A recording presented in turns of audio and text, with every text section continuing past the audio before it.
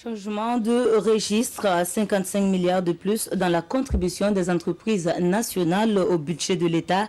Et elles sont au nombre de 21, dont 19 sociétés d'État et 2 établissements publics de prévoyance sociale. 6 néanmoins sont signalés déficitaires pour le compte de l'année 2018.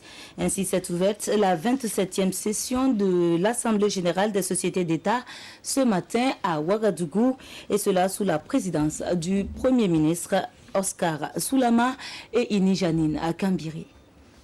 6 sociétés d'État sur 21 sont déficitaires au titre de l'année 2018.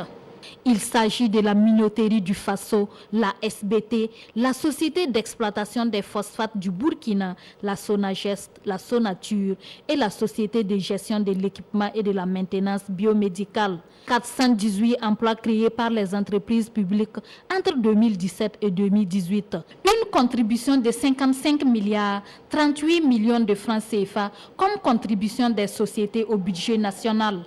Selon le Premier ministre, c'est un bilan jugé satisfaisant qui se dégage malgré le contexte sécuritaire préoccupant et la conjoncture marquée par la recrudescence des tensions sociales. Nos 21 entreprises ont réalisé un chiffre d'affaires en croissance de 12,92% en 2018, en repli de 6,68 points par rapport au taux de croissance de 19,60% observé en 2017. En dépit de ce repli, je note avec satisfaction que le résultat net global est passé de 139,5 milliards de francs CFA en 2017 à 172,6 milliards de francs CFA en 2018, soit un accroissement de 33 milliards 104 millions de francs CFA, et cela nonobstant le déficit réalisé par 6 sociétés.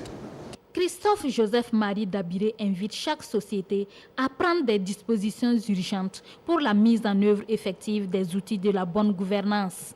J'exhorte les travailleurs de nos entreprises publiques à toujours privilégier le dialogue fécond, socle de stabilité de nos sociétés d'État.